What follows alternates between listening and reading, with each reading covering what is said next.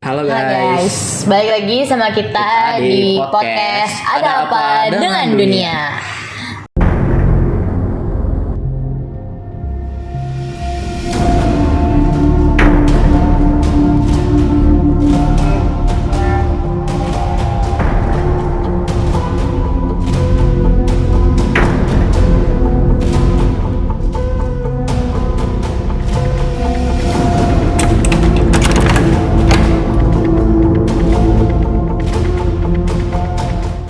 Kenalin, nama aku Graciela.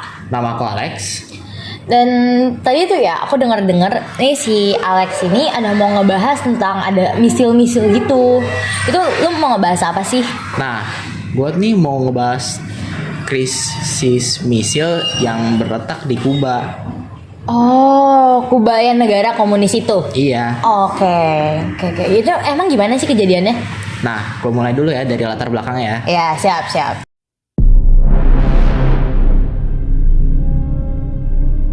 Dan ini tuh kan dimulainya di Oktober 1962. Oh, udah lumayan lama ya. Iya.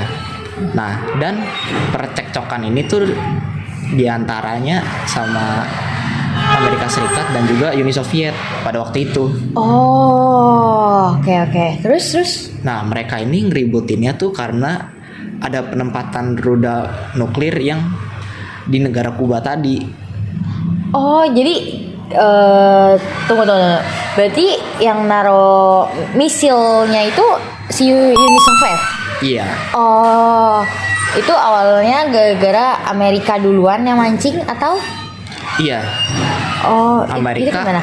Amerika awalnya naro nuklir mereka tuh di Turki dan juga Italia. Oh, berarti gara-gara si Amerika naro misil di Turki sama Italia, si Uni Soviet merasa terancam gitu. Iya, betul. Oke, terus? Nah, jadi Soviet tuh mereka memutuskan buat naro nuklir mereka tuh di Kuba.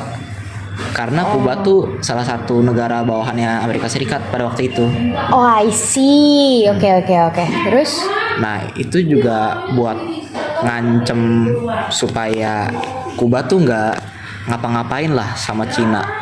Soalnya waktu itu Uni Soviet sama Cina lagi ada sedikit percekcokan. Oh, lagi slack gitu ya, Iya. lagi slack.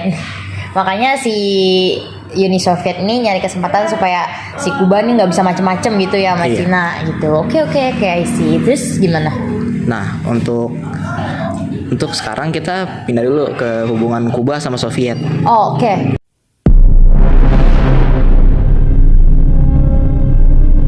Gimana hubungannya tuh?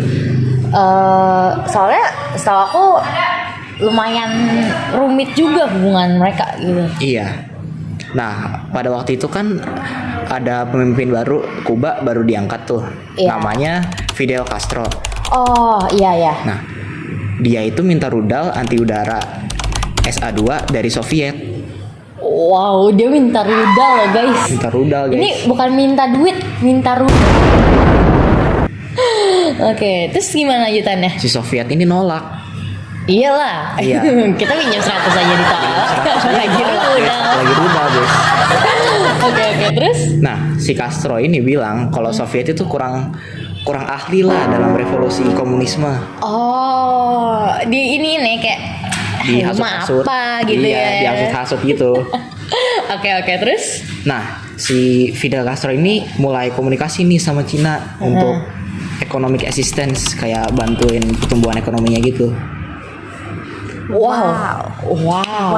Gokil. Terus lanjutannya gimana?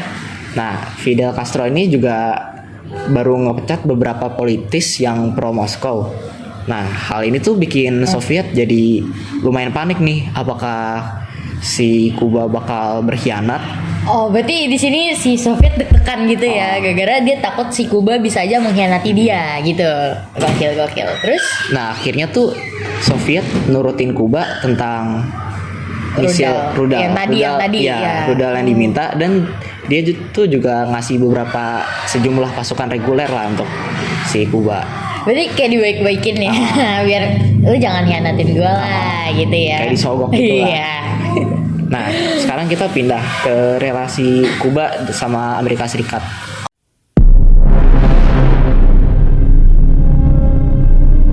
Oke, gimana relasinya? Maksudnya di sini kan dia kan udah kayak menjalin hubungan gitu kan sama Uni Soviet. Itu gimana? Tapi ternyata hubungannya tuh buruk. Oh. Karena tuh sebelum 1959 itu Ya. Kuba tuh cuman bonekanya si Amerika Serikat. Oh my god. Oke, terus? Nah, pada waktu itu tuh masih di bawah pemerintahannya si Fulgencio Batista yang sistem pemerintahnya itu masih otoriter. Oh, jadi sistem gara-gara si otoriter ini banyak yang nggak suka gitu dong sama dia ya? Iya. Rakyat Kuba jadi gak suka tuh sama yang dianggap sebagai imperialisme Amerika Serikat itu. Oh, panjang juga ya kisahnya mereka ya. Terus Nah, gimana tuh?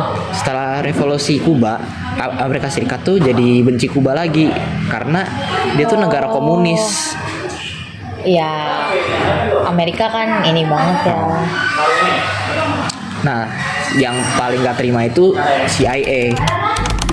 Dan nah, pada tahun 1959 mereka tuh nyusun rencana buat invasi dan perang gerilya yang menggunakan para ekspatriat Kuba anti Castro dengan cara-cara yang begitu-begitulah. Oh, kacau ya berarti ya. Tapi si Castro ini berarti punya efek yang besar banget gara-gara pemerintahan dia yang otoriter itu ya. Iya, betul. Oke. Terus Nah, gimana? akhirnya Presiden Kennedy itu mulai melancarkan invasi pada bulan April 1961 dengan codename-nya itu Bay of Pigs. Namun rencananya itu gagal total. Kenapa? Nah, informasi mengenai penyerangannya itu bocor. Oh, berarti ada yang ngehianatin dia dong. Oh, menarik. Terus gimana? CIA jadi ketahuan tuh. Nah, terus mantan Presiden Eisenhower tuh bilang Soviet bakal jadi berani lah setelah invasi yang gagal ini. Oh, berarti gara-gara invasinya gagal, Soviet jadi kayak Jadi pede. iya, jadi kayak muncul keberanian Iya. gitu ya ngelawannya. Gokil. Terus gimana? Nah, dan si CIA ini udah gagal, dia nggak tahu malu. Dia Oh my tetap God. nge-sponsor serangan lagi kepada sipil Kuba kayak teroris. Oh, berarti masyarakat di sana ngerasain dampaknya besar banget dong ya? Iya. Gara-gara udah si pemerintahan otoriter, terus ada serangan-serangan dari CIA, serem banget. Jujur serem banget sih ini. Terus gimana? Nah, tapi si CIA ini masih nggak tahu malu. Mereka tuh masih bikin rencana buat ngegulingin si Castro di Januari 1962. Wow. Usaha mereka tuh kayak gila-gilaan gitulah buat ngegulingin si Castro. Wah, gila sih, ini gokil sih. Terus? Dan rencananya ini tuh dimulai pada bulan Oktober. Pada Februari Kennedy embargo Kuba. Oh, jadi si Kennedy ini ngelakuin embargo terus ke Kuba gitu. Oh, wow, keren. Terus Kuba ini pastinya nggak seneng dong, dan dia tuh minta bantuan lah dari Soviet buat ngelindungin negaranya. Salah satunya tuh dengan naruh rudal tadi itu. oh, tapi embargonya si Kennedy ini masih berlaku nggak sih sampai sekarang? Oh, masih dong. Oh, kacau. Terus relasinya si Amerika sama Uni Soviet nih apa? Nah, kalau itu mah nggak usah ditanya. Kalau kondisi mereka itu kan masih lagi perang dingin kan. Iya benar, perang dingin. Nah, waktu itu tuh Amerika mikir kalau Soviet itu punya nuklir yang jauh ngelampauin mereka dalam hal teknologi. Oh, jadi kayak saingan nuklir itu ya? Oh, oke. Namun mereka tuh salah ternyata. Padahal waktu itu Amerika jauh di atas Soviet pada waktu itu. Oh my god, ini kayak meremehkan diri sendiri banget Iya sih. Kayak inilah, pesimis lah. Iya. Udah insecure duluan guys, makanya jangan insecure gitu. Oke, lanjutannya gimana nih? Dan Kennedy itu bikin masalah. Masalah itu jadi key point besar pada waktu pemilunya dia. Oh, berarti gara-gara masalah itu dia bisa naik jadi pemilunya gitu. Oke, next. Dan lalu kita pindah. Waktu itu kan pemimpin Soviet yaitu Nikita Khrushchev Ya. lagi bercekcokan dengan Kennedy mengenai masalah Berlin. Oh, Berlin. Berlin, Jerman. Oke. Nah, akhirnya tuh dia tuh ujung-ujungnya dia ngebangun tembok Berlin. Oh, oh, iya, gue tahu. Terus? Nah, si dia itu mau banget si Berlin itu jatuh ke tangan Soviet. Oke. Namun Baratnya pasti gak mau, Iya, gak ikhlas lah. iya nggak mau mundur Iya. juga lah, ya. Terus? Jadi dia mikirnya gini, kalau dia naruh misil rudal di Kuba gitu, pasti mereka bakal minta buat rudalnya dicopot lah gitu istilahnya. Oh, jadi kayak barter gitu ya. Jadi si misil atau rudal ini ditukar sama Berlin. Iya. Oh, oke. Terus. Lalu pada waktu itu kan Soviet kekurangan sejumlah misil gitulah. Karena misil yang mereka punya tuh jangkauannya nggak begitu luas. Jadi mereka tuh nggak bisa nyerang Amerika dengan nuklir yang kurang efektif itu.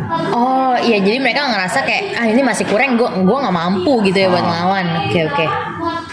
Terus? Jadi karena kebanyakan rudal yang jangkauannya pendek, jadi kalau ditaruh di Kuba itu mereka mikirnya bakal bisa ngelawan Amerika yang punya lebih banyak misil gitu. Oh, oke. Berarti di sini posisinya Amerika takut ngelawan karena ngerasa insecurean, terus di sini Uni Soviet juga ngerasa nggak mau ngelawan gara-gara dia merasa kurang juga. Iya. Gokil. Terus gimana tuh? Nah, waktu itu si Kuba udah setuju tuh. Karena udah jelas Amerika Serikat udah mulai ancang-ancang bakal ngadain invasi lagi. Oh, oke. Terus?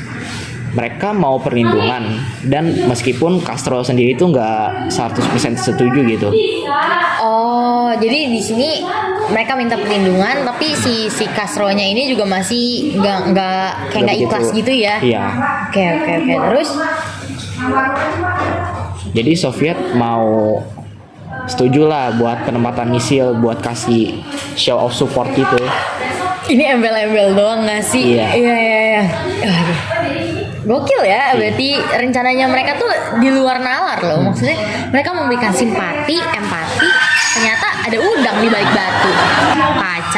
Kacau. Nextnya? Nah, di bulan Mei pada 1962, Castro sama Khrushchev ini mulai bahas penempatan rudal yang secara rahasia ini. Oh, berarti si misil ini ditanamnya diem-diem gitu, rahasia. Oke. Nah, dan operasi ini tuh disebutnya Operasi Anadir. Oke.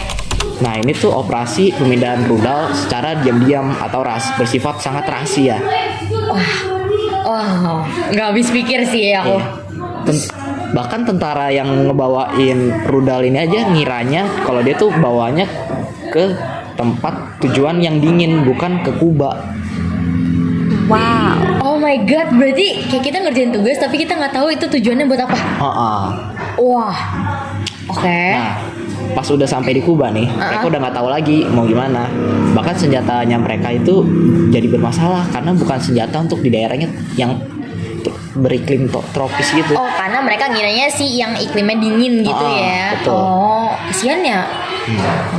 Nah, dan rudal yang udah nyampe itu dikamuflasein dengan sejumlah daun, pohon, ranting supaya nggak ketahuan sama Amerika.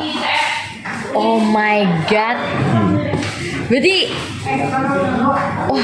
orang-orang si prajuritnya ini nggak tahu, dan pas sampai mereka baru tahu gitu apa yang harus mereka lakuin gitu kan. Wah, oke. Nggak habis pikir sih.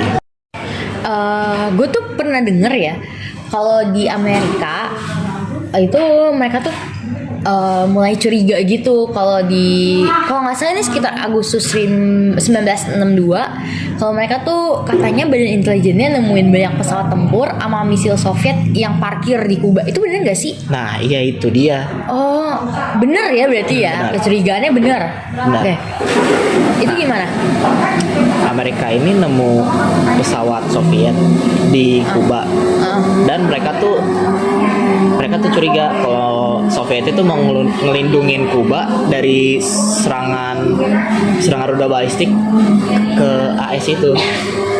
Oh, Oh, berarti jadinya sebenarnya mereka tuh mau perang rudal sebenarnya gitu. Iya. Oke. Terus Nah, dan pada 10 Agustus ini, Direktur CIA yaitu John A. McCone memperingati Presiden Kennedy kalau Soviet itu kelihatannya mau naruh rudal tuh di Kuba. oh, berarti emang mereka tuh udah ada curiga tuh si Kennedy ini dikasih tahu Iya. gitu. Oke. Nah, dan ketika Che Guevara mengunjungi Uni Soviet pada 30 Agustus untuk memfinalisasi penempatan misil secara rahasia ini. Oke, ya. Nah, CIA itu memperhatikan pertemuan itu dengan cermat banget. Nah, dan pas dia balik ke Kuba, CIA itu udah tahu kalau ada pasukan Soviet di Kuba. Oh, berarti mereka secara ini kalah cepat gitu ya karena si Uni Soviet dan naruh misil duluan di Kuba gitu. Oke. Nah, dan untuk kisah akhirnya ini bencana besarnya tuh dihindari ketika Amerika Serikat tuh menyetujui tawaran dari pemimpinan Soviet itu. Oh, berarti mereka kayak negosiasi gitu. Iya. Oke. Pada 26 Oktober, Khrushchev ini ngirim pesan ke Kennedy. Iya. Dan isi pesannya itu dia berjanji bakal nyingkirin rudalnya dari Kuba asalkan Amerika Serikat ini setuju untuk gak nyerang Kuba. Berarti mereka negosiasi lagi supaya si Kuba ini nggak diserang sama si Amerika, betul? Betul. Oke, terus. Nah, dan mereka ini ngambil instalasi misil mereka di Turki sebagai gantinya. Oh, jadi barter gitu lagi ya? Oh, ini udah nggak tahu ya barter keberapanya mereka. Udah beberapa kali nih. Nah, di sini Kennedy tuh memutusin buat menerima persyaratan yang pertama, namun dia mengabaikan persyaratan yang kedua. Terus? Nah, dan secara pribadi para pejabat Amerika juga setuju untuk menarik rudal negara mereka dari negara Turki. Oke. Terus? Nah, dan Robert Kennedy secara yang merupakan jaksa agung Amerika Serikat Ya. secara pribadi menyampaikan bahwa pesan tersebut kepada duta besar Soviet di Washington. Meski perang dingin masih jauh banget dari kata selesai. Iya sih. Kayaknya seperempat aja belum nyampe gitu ya. Nah, dan akhirnya nih Amerika Serikat sama Soviet udah sepakat untuk menandatangani kedua perjanjian tersebut terkait senjata nuklir gitu. Berarti endingnya untungnya perangnya nggak pecah ya. Iya. Untung banget loh. Dua-duanya narik rudalnya lah. Keren juga ya. Dipikir-pikir kayak mereka tuh negosiasi barter, tapi untungnya warga-warga di situ juga bisa selamat dari serangan nuklir ini gitu. Nuklir lagi. Oke. Berarti sejarahnya panjang banget ya. Iya. Jujur agak kaget dikit pas tahu dari cerita yang you ceritain ini, karena menurut aku lumayan berat untuk warga-warga yang ada di sana. Konfliknya ini parah banget. Rumit banget. Oke, berarti ceritanya endingnya adalah tidak terjadi perang misil ya. Iya, betul. Perang rudal itu. Oke. Sekian.